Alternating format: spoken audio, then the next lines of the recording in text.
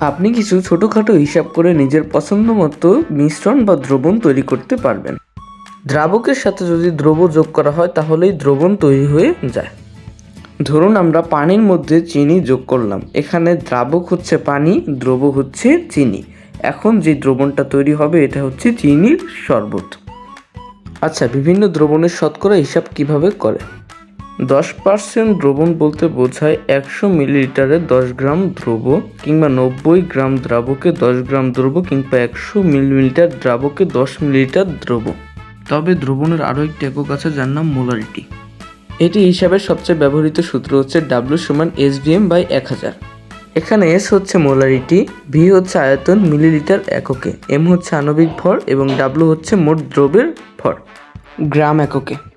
যদি S এর মান 1 হয় তাহলে সেটাকে বলে মোলার দ্রবণ, 0.5 হলো সেমি মোলার দ্রবণ এবং 0.1 হলো ডেসিমোলার দ্রবণ।